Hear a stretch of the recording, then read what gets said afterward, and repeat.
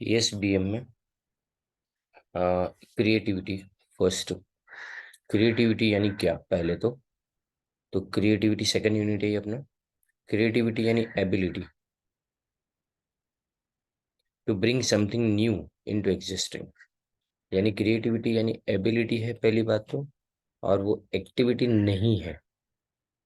और इनोवेशन का मतलब process of doing new things. ये प्रोसेस है, ये एबिलिटी है, फर्क दोनों में इतना ही है। ये प्रोसेस और वो एबिलिटी। अब innovation gives recognition to the creative ideas. तो इनोवेशन यानी मान्यता देता है कि आइडियाज कैसे हैं, कैसे नहीं। Innovation is the transformation of creative ideas into useful applications, but creativity is a prerequisite to innovation. Prerequisite यानी प्री रिक्वायरमेंट है। अब ये वाला क्वेश्चन एमसीक्यू में इंपॉर्टेंट है, वो है तुम्हारा क्रिएटिविटी प्रोसेस। पहले आता है आइडिया जर्मिनेशन, जैसे सीडिंग प्रोसेस बोलते हो इसको, नेचुरल सीडिंग। आइडिया किसी के माइंड में आना, उसको अपने आइडिया जर्मिनेशन बोलते हैं। ये स्टार्टिंग यानी फर्स्ट स्टेप बोला जाता है। अब ये आइडिया कैसे जर्मिनेट होते हैं वो मिस्ट्री है, और ये माइक्रोस्कोप में एग्जामिन नहीं कर सकते हैं। पर ये नॉर्मली इंसान की इंटरेस्ट या तो क्यूरियोसिटी के अंदर से आते हैं। बराबर। अब दूसरा इसके अंदर प्रिपरेशन स्टेज आता है। प्रिपरेशन या तो रेशनलाइजेशन, यानी अब समझदारी से काम कर लेना है कि आइडिया जो है वो उसके आने के बाद लोग उसके बारे में सर्च करना शुरू करते हैं, उसके जवाब के बारे में सर्च करना शुरू करते हैं। They collect information about problems and how others have tried to solve it. अगर आइडिया किसी प्रोडक्ट या तो सर्विस के लिए है तो बिजनेसमैन मार्केट रिसर्च करेगा, याद रखो ये। और इसके लिए लेबोरेटरी एक्सपेरिमेंट किया जा सकता है, या फिर marketer will study the buying habit of consumer. Consumer की खरीदने की क्या ताकत है उसके ऊपर डिपेंड करता है। बेल रिसर्च जो है वो लंबे टाइम तक भी चल सकती है। अब इंक्यूबेशन या तो फैंटिसाइजिंग। फैंटिसाइजिंग का मतलब क्या? Conscious assimilation. एसिमिलेशन यानी एक्सेप्टेंस ऑफ इंफॉर्मेशन। हम बाहर से इंफॉर्मेशन लाना चाहते हैं, अब वो हमारे कॉन्शियस या तो सब कॉन्शियस माइंड के अंदर जाएगा। सब कॉन्शियस यानी सुषुप्त मन के वाय, यानी ऐसा दिमाग ने जो एक्टिवली अभी सोच रहे हो जो तुम, वो तुम्हारा कॉन्शियस माइंड है। लेकिन कुछ चीजें पीछे भी चलती है, वो सब कॉन्शियस माइंड है। सब कॉन्शियस माइंड हमेशा logical things logically about what is possible and what is not possible. Conscious mind हमेशा सही गलत के डिफरेंस देखता है, लेकिन सब कॉन्शियस माइंड को ऐसा कुछ नहीं है। जैसे सपने में इंसान हवा में उड़ने भी लगता है, एग्जैक्टली वो बात है। अब इल्यूमिनेशन यानी अपने बोले ना, दिमाग की बत्ती जलना, यानी फीजिबल आइडिया है कि नहीं उसके बारे में। तो ये स्टेज ऑफ रियलाइजेशन बोला जाता है, ये एमसीक्यू है। और यही सेपरेट करता है डे ड्रीमर्स यानी दिन में सपने देखने वाले से, और क्रिएटिव पीपल को। अब इल्यूमिनेशन किसका रिजल्ट है? प्रिपरेशन ऑफ कॉन्शियस माइंड और इंक्यूबेशन ऑफ सबकॉन्शियस माइंड। अब यहाँ पे वेरिफिकेशन। अब वेरिफिकेशन यानी stage of refining knowledge into application. यानी अब हम एप्लीकेशन में लाने से पहले चेक करेंगे कि ये चीज बराबर है कि नहीं। आइडिया का प्रैक्टिकल यूज है तो डेवलपमेंट शुरू होगा। आइडिया अगर प्रैक्टिकल नहीं है तो इसमें चेंजेस करेंगे। अगर आइडिया की कोई वैल्यू नहीं है तो उसको रिजेक्ट कर दिया जाएगा। अब क्रिएटिविटी और इनोवेशन के बीच का डिफरेंस है। तो क्रिएटिविटी यानी एबिलिटी कुछ नया एग्जिस्टेंस में लाना। Innovation process of doing things new, ये तो आगे भी देखा। अब याद रखो दोनों एक दूसरे पर डिपेंडेंस रखते हैं। जोसेफ शम्पीटर के हिसाब से देखें हम, तो it is creativity if the creativity is the seed that inspire entrepreneurship, तो innovation is the process of entrepreneurship। Creativity से शुरू होता है एंटरप्रेन्योरशिप, लेकिन इनोवेशन पूरा प्रोसेस है एंटरप्रेन्योरशिप का। अब process creativity is classified into 5 stages और innovation process is classified into 4 stages। देखो सबसे पहले ये 5 और 4 याद रखने हैं। कितने नंबर पहले लिखा गया है? देखो एनालिटिकल प्लानिंग। एंटरप्रेन्योर को क्या चाहिए? पहली बात तो एनालिटिकल प्लानिंग की जरूरत पड़ेगी। वो आइडेंटिफाई करेगा प्रोडक्ट डिजाइन या तो सर्विस को, फिर इसके बाद में मार्केटिंग स्ट्रेटेजी डेवलप करेगा, और फाइनेंशियल नीड्स डिसाइड करेगा कितने पैसे की जरूरत पड़ेगी। फिर ऑर्गेनाइजिंग रिसोर्सेज, रिसोर्सेज यानी मतलब मटेरियल, टेक्नोलॉजी, ह्यूमन रिसोर्स और कैपिटल कहाँ से आएंगे उसके बारे में सोचना। देन इसके बाद आता है इम्प्लीमेंटेशन। यहाँ पे जो एंटरप्रेन्योर है उसको ऑर्गेनाइजेशन नीड्स टू एस्टेब्लिश, वो ऑर्गेनाइजेशन बनाएगा, प्रोडक्ट की डिजाइन बनाएगा, टेक्निकल और मैन्युफैक्चरिंग कैपेबिलिटीज और स्टाफिंग सर्विस आएगी उसके अंदर। फिर इसका कमर्शियल एप्लीकेशन, कमर्शियल एप्लीकेशन यानी जो चीज़ हम बनाने जा रहे हैं उसकी कस्टमर के लिए क्या वैल्यू है, एम्प्लॉय को क्या रिवॉर्ड मिलेगा, इन्वेस्टर्स को कितना रिटर्न मिलेगा, और फाउंडर्स को सेटिस्फेक्शन मिलेगा कि नहीं मिलेगा। फाउंडर्स यानी जो इन्वेंटर है उसको कोई सेटिस्फेक्शन मिलेगा उस चीज़ में से कि नहीं। अब ये फर्स्ट टॉपिक के बाद में सेकंड है sources of new idea, most important in case of हम एमसीक्यू की बात करें तो ये सबसे ज्यादा इंपॉर्टेंट क्वेश्चन इसमें से बनते हैं। What are the major sources of new ideas. तो पहले कस्टमर के पास से मिलते हैं, कस्टमर को मॉनिटर करेंगे, उनकी पोटेंशियल नीड्स को, ज़रूरतों को देखेंगे तो आइडियाज आते हैं। एंटरप्रेन्योर इसके लिए फॉर्मल अरेंजमेंट कर सकता है जिसमें अपॉर्चुनिटी कस्टमर को मिलती है कि वो अपने आइडियाज रखे, जिसमें कौन कौन से पर्सनल इंटरव्यू होता है, मॉल इंटर से पर्सनल इंटरव्यू, देखिए ये रहे सब होम पर्सनल इंटरव्यू है, मॉल में जाके क्वेश्चंस किए जाते हैं, पर्सनल इंटरव्यू लिए जाते हैं, कंप्यूटर असिस्टेड पर्सनल इंटरव्यू, ये सब सर्वे मेथड ऑफ रिसर्च से किया जाता है। अंडर दिस एंटरप्रेन्योर में आस्क द क्वेश्चंस और may provide the topic to potential customers. फिर एग्जिस्टिंग कंपनीज, जो तुम्हारी कंपनीज तुम्हारे कॉम्पिटिटर्स है उसके पास से अपने को आइडियाज मिलते हैं। और इसके बाद में डिस्ट्रीब्यूशन चैनल, जो लोग तुम्हारी प्रोडक्ट को बेचते हैं वो भी एक एक्सेलेंट सोर्स ऑफ आइडिया है। वो सजेशन देते हैं नई प्रोडक्ट के बारे में, और वो हेल्प करेंगे नई प्रोडक्ट को मार्केट करने में भी।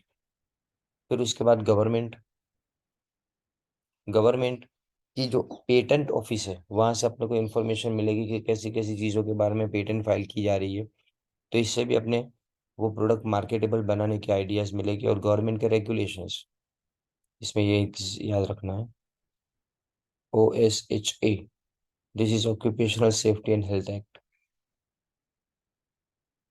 ये रूल्स एंड रेगुलेशन से अब पता चला कि फर्स्ट एड किट की जरूरत, जैसे कोरोना में मास्क की जरूरत पड़ी तो जितने भी एंटरप्रेन्योर से सब उसके पीछे, सैनिटाइजर वो सब चालू हो गया। Research and development, entrepreneurs own research and development efforts is the largest source of new idea. तो आपको पूछा जाए कि which is the largest source of new idea, तो खुद के रिसर्च और डेवलपमेंट के एफर्ट्स। और ये फॉर्मल भी हो सकता है, इनफॉर्मल भी हो सकता है। फॉर्मल यानी कंपनी के अंदर, और इनफॉर्मल यानी गैरेज में, या तो बड़ी बड़ी कंपनीज गैरेज में स्टार्ट हुई थी। अब methods of generating new idea, ये भी इम्पोर्टेंट है। इसमें देखो जो मैं बोल रहा हूँ इस पर बराबर फोकस करना है इसमें। ये सबसे ज़्यादा यूज होने वाली, वेराइटी ऑफ पर्पस के लिए यूज होने वाली मेथड है 1950s से। फोकस ग्रुप में कितने लोग होते हैं पूछा जाएगा, 8 to 14 पीपल, जो इन्फॉर्मेशन आपको स्ट्रक्चर फॉर्मेट में देते हैं। फोकस ग्रुप में एक मॉडरेटर होता है जो ग्रुप का लीडर है, वो ग्रुप को लीड करेगा सिर्फ इन डेप्थ डिस्कशन के लिए। डिस्कशन का मतलब होता है जनरेट न्यू आइडियाज, ये क्वेश्चन आंसर सेशन नहीं होता। Moderator focus is the discussion in a directive, यानी वो खुद डायरेक्ट भी करेगा या तो कई बार सिर्फ बैठ के सुनेगा भी उनकी बातों को। मेंबर्स को नए आइडियाज बोलना है, और दूसरे मेंबर्स ने जो बोला उसके बेस के ऊपर नए आइडियाज आपको बताने हैं। ये सब नए आइडियाज जो है वो मार्केट नीड्स को फुलफिल करते हैं।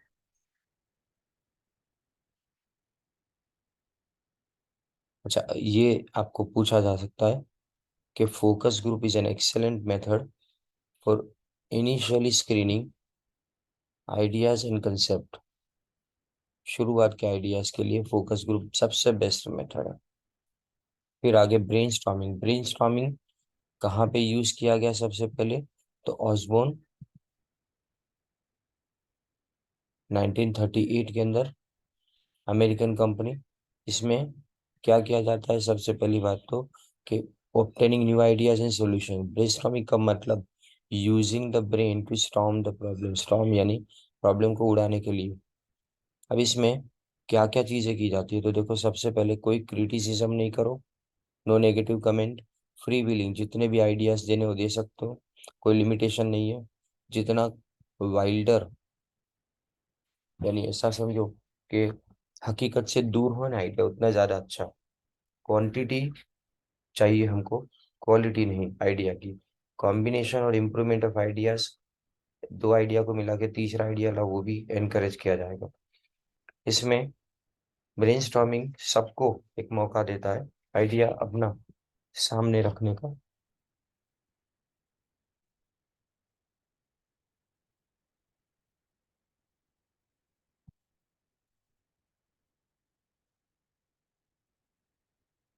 फिर उसके बाद because there is no one, कोई डोमिनेट नहीं करता इसमें। आपको है ना, ये ट्रू और फॉल्स के सूरत में या तो चार में से कौन सा सही कौन सा गलत, इस तरह से पूछा जाएगा। क्वालिटी ऑफ इंफॉर्मेशन इसमें होती ही नहीं है। लार्ज कमर्शियल बैंक है ना, इसी तरह से ब्रेनस्टॉर्मिंग यूज करती है प्रॉब्लम सॉल्विंग के लिए। फिर आता है उसके बाद में problem inventory analysis. Problem inventory का मतलब क्या, कि नए आइडियाज प्रॉब्लम पे फोकस करके अपने देखें।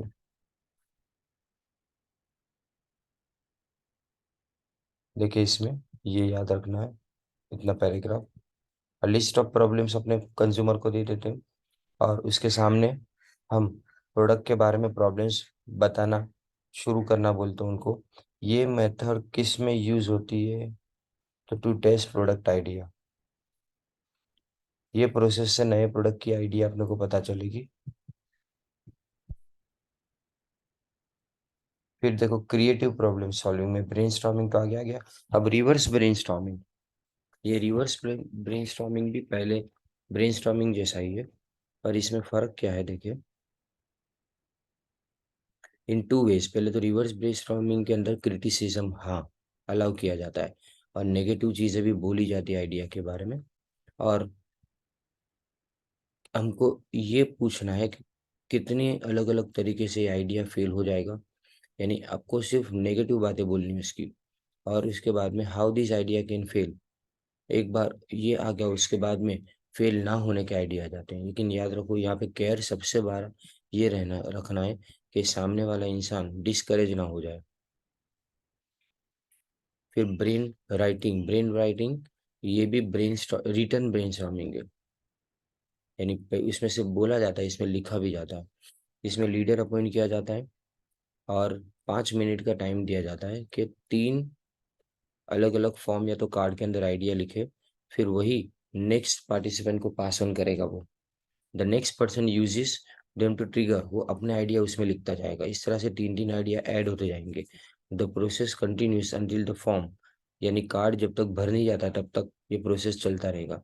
फाइनली जितने भी आइडियाज उसमें लिखे, सब आइडिया का असेसमेंट किया जाता है। फिर गॉर्डन मेथड, ये सारी मेथड बराबर से पढ़ के जाना। In this technique participants are not told about the need, उनको पहले प्रॉब्लम के बारे में बताया नहीं जाता ये मेथड में। इनिशियली एक जनरल कंसेप्ट दे देते हैं प्रॉब्लम के बारे में, पार्टिसिपेंट इसके बाद में आइडियाज देते जाएंगे। ये कंसेप्ट को डेवलप किया जाता है, और इसके बाद में प्रॉब्लम के रिलेटेड कंसेप्ट उसके अंदर आते जाते हैं।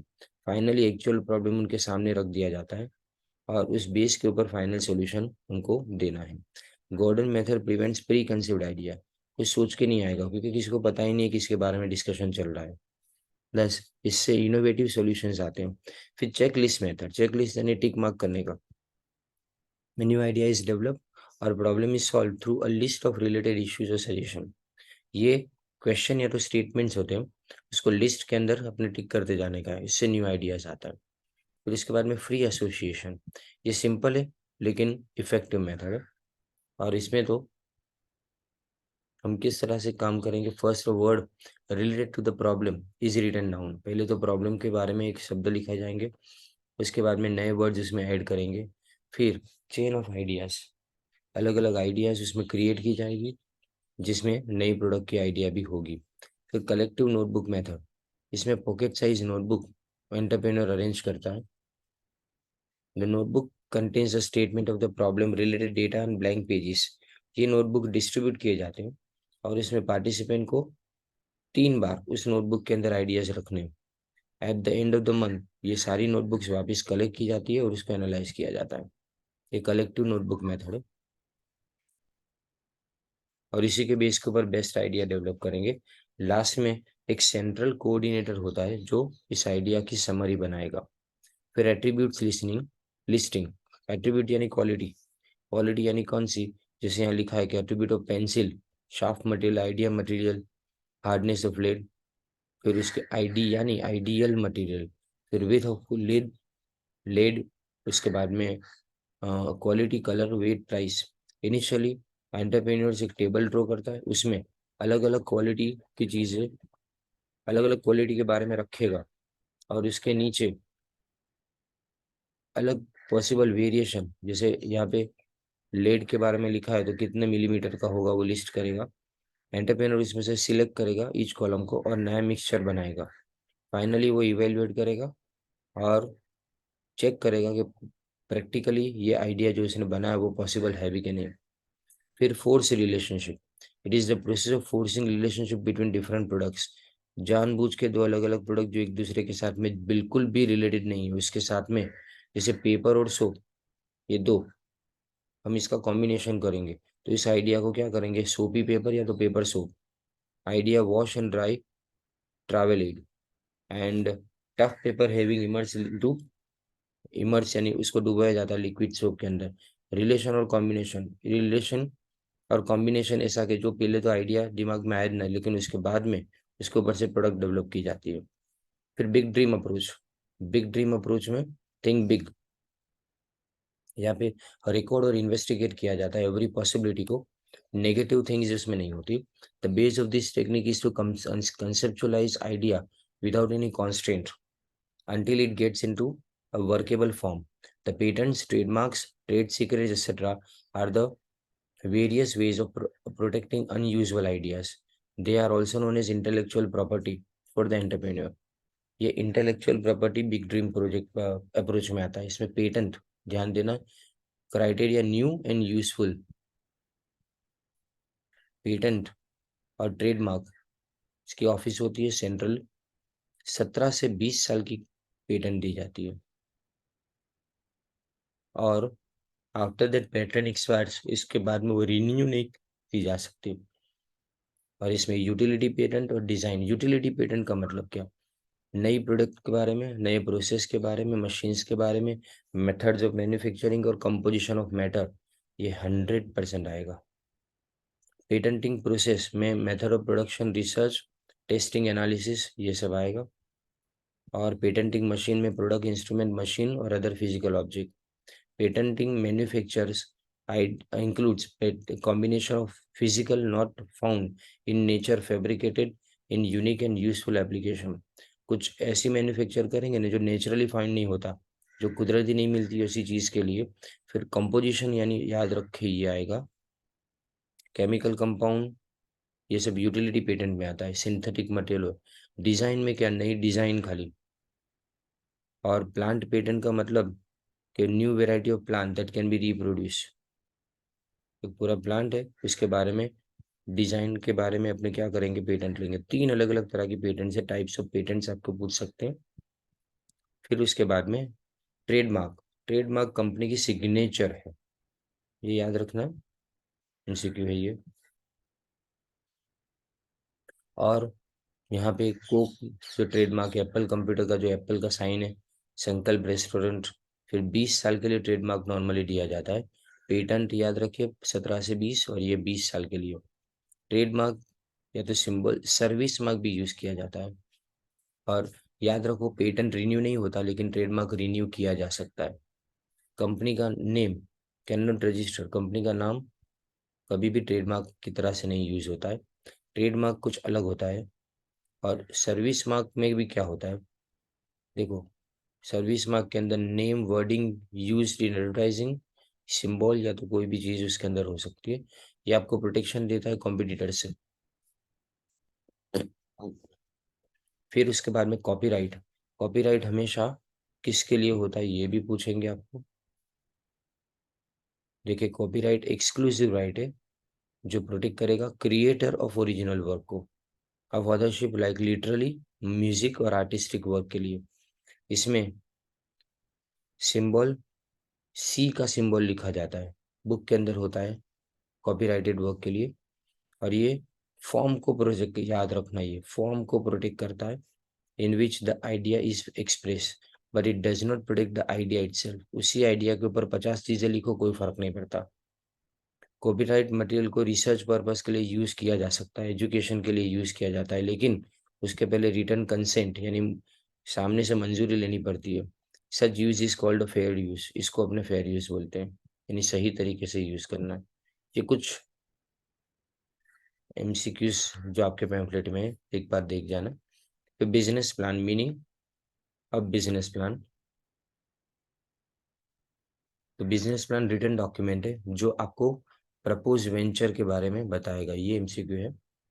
बिजनेस प्लान वो करंट स्टेटस और प्रोजेक्ट स्टेटस, कहाँ तक पहुँचना है, कहाँ पे हो, और हम एक्सपेक्ट क्या कर रहे हैं, एक्सपेक्टेड नीड्स क्या है, वो सब के बारे में बताता है। और इसमें देखो कंटेंट और layout of business, business plan में क्या क्या चीज़ें आती है। सेक्शन 1 में एग्जीक्यूटिव समरी, ये एमसीक्यू में आएंगे, 3 एमसीक्यू मिनिमम इसके अंदर से पूछे जाएंगे बिजनेस प्लान के अंदर से। एक तो एग्जीक्यूटिव समरी, ये 3-4 पेजेस की होती है, यानी उसमें हाईलाइट किया जाता है फैक्टर्स को सबको। याद रखो एग्जीक्यूटिव समरी हमेशा प्लान प्रिपेयर करने के बाद, कंप्लीट प्लान हो जाए ना उसके बाद में प्रिपेयर की जाती है। अब सेक्शन 2 में बिजनेस का डिस्क्रिप्शन, जनरल डिस्क्रिप्शन यानी नाम क्या है, इंडस्ट्री का बैकग्राउंड कौन सा है, गोल्स कहाँ तक पहुँचना चाहता है, यूनिकनेस प्रोडक्ट क्यों दूसरों से अलग है। फिर मार्केटिंग, सेक्शन 3 के अंदर, मार्केटिंग के अंदर एंटरप्रेन्योर कन्विंस करेगा इन्वेस्टर्स को कि जो मार्केट है ना वो प्रोडक्ट का है, और सेल्स प्रोजेक्शन वो अचीव कर सकता है। फिर research and analysis, target market identified. This is done through market segmentations. Here market niche is identified. Market niche यानी क्या ये आएगा एमसीक्यू में, is a homogeneous market with common characteristic, यानी एक ही तरह का मार्केट जिसके कैरेक्टरिस्टिक सब सेम हो। Such market needs newly propose product और सर्विस, इसमें नई प्रोडक्ट चाहिए। फिर मार्केट साइज और ट्रेंड, फिर कंपटीशन और एस्टिमेटेड मार्केट शेयर। फिर मार्केटिंग दूसरे में बी में आएगा मार्केटिंग प्लान, इसमें स्ट्रेटेजी, सेल्स और डिस्ट्रीब्यूशन कैसे किया जाएगा उसकी स्ट्रेटेजी बनानी है। इसमें कस्टमर को टारगेट किया जाता है। फिर प्राइसिंग यानी राइट प्राइस अपने डिसाइड करना, ये प्राइस मार्केट शेयर भी मेंटेन कर सके और ग्रॉस प्रॉफिट भी अपना अच्छा खासा रहे, सेल्स की कॉस्ट को भी कवर कर पाए। एडमिन एडवर्टाइजिंग प्रमोशन, एडवर्टाइज करना प्रोडक्ट के बारे में, product promotional literature, trade show participation, ये सब इसमें आएगा। फिर ऑपरेशंस यानी आइडेंटिफिकेशन ऑफ लोकेशन, लोकेशन में एडवांटेज, जोन और टैक्सेस, कितने टैक्स एप्लीकेबल है, 3 चीजें देखी जाती है। फिर प्रॉक्सिमिटी यानी नजदीक, सप्लायर के नजदीक होना वो देखा जाता है। और एक्सेस टू ट्रांसपोर्टेशन, ट्रांसपोर्टेशन आसानी से मिलना चाहिए। फिर सेक्शन 5 के अंदर आता है मैनेजमेंट, कि मैनेजमेंट की टीम में कौन कौन सी रिस्पॉन्सिबिलिटीज रखी गई है, लीगल स्ट्रक्चर क्या है, और इसके बाद में बोर्ड ऑफ डायरेक्टर्स वगैरह कौन कौन है। फिर फाइनेंस यानी पैसा, उसमें proforma balance sheet, profit and loss account और इनकम स्टेटमेंट कैसे बनाया जाएगा, कैश फ्लो यानी कैश फ्लो, ये सेक्शन 6 में आएगा। ब्रेक इवन किस में आता है ऐसा पूछे तो फाइनेंस में। And cost control and budgeting plan किस में आता है, वो भी फाइनेंस में। फिर क्रिटिकल रिस्क, उसमें पोटेंशियल प्रॉब्लम्स यानी फ्यूचर में आने वाले प्रॉब्लम्स कौन कौन से, ऑब्स्टिकल एंड रिस्क। फिर उसके बाद है ऑल्टरनेटिव कोर्स ऑफ एक्शन, कितने अलग अलग, अगर मेन प्लान फेल हो गया तो इसके सामने कौन सा आएगा, ये किस में आता है देखो, ये क्रिटिकल रिस्क में 3 चीजें हैं। यही एमसीक्यूज है, आपको अंदर डिटेल तो पूछते ही नहीं है, डिटेल में खाली जो मीनिंग्स होते हैं ना वही अपने याद रखने के, जो डेफिनेशन वाली चीजें हैं जैसे कि आगे अपने नीश मार्केट देखा वो। फिर हार्वेस्ट स्ट्रेटेजी, हार्वेस्ट स्ट्रेटेजी यानी मतलब जब मैनेजमेंट अभी का जो मालिक है वो अपने प्रॉपर्टी को दूसरे के नाम से ट्रांसफर करेगा तब। तो ट्रांसफर ऑफ असेट या तो फैमिली मेंबर या तो बाहर के लोगों को। Continuity of business strategy, business को कंटिन्यू रखना है। और कैसे कंटिन्यू रखेंगे? बाहर से किसी को हायर करके, यानी बाहर से किसी को अपने बिजनेस के अंदर इन्वॉल्व करेंगे।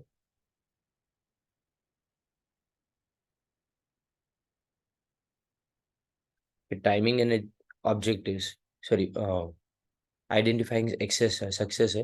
Entrepreneur may transfer the ownership to a key employee, जो अपने एम्प्लॉय उसी को ट्रांसफर, यानी तीन ऑप्शन है तुम्हारे पास, ट्रांसफर बाहर वाले को या तो फैमिली मेंबर को करो, किसी को हायर करो, या तो की एम्प्लॉय जो सबसे अच्छा एम्प्लॉय उसी के हाथ में सारा बिजनेस थमा दिया जाए। फिर माइलस्टोन शेड्यूल, माइलस्टोन यानी टाइमिंग एंड ऑब्जेक्टिव। कब इसको milestone schedule time table provide करता है, ये देखो ये एमसीक्यू आएगा। टाइम टेबल प्रोवाइड करेगा milestone schedule. Timing and objective quarterly, monthly और वीकली हो सकता है। डेडलाइन, कब काम खत्म करना है। रिलेशनशिप ऑफ इवेंट, यानी एक दूसरे के साथ कैसे कनेक्टेड है। फिर अपेंडिक्स यानी बिब्लियोग्राफी, ये सेगमेंट कंपलसरी नहीं है, तो याद रखना है कि कौन सा सेगमेंट कंपलसरी नहीं है इसमें से। पर it contains necessary backup of material such as letter of customer, कहाँ से इंफॉर्मेशन तुमने कलेक्ट की, प्राइस लिस्ट, लीज एग्रीमेंट, या इसके बाद में प्राइमरी और सेकेंडरी रिसर्च डेटा। अब सवाल कि बेनिफिट्स क्या है बिजनेस प्लान के। इसको सिर्फ आपको वन टाइम रीड करना है। इस होल्ड ऑन में एक बार चेक कर लूँ। यस, सिर्फ वन टाइम रीड कर लेना इसको। इसमें से एमसीक्यू कुछ खास नहीं निकलेंगे। पर अपने याद रखना ये 10 जो सेक्शंस है उसमें से एमसीक्यू मिनिमम 3 पूछे जाएंगे। Thank you. सेकंड यूनिट की समरी शॉर्ट थी।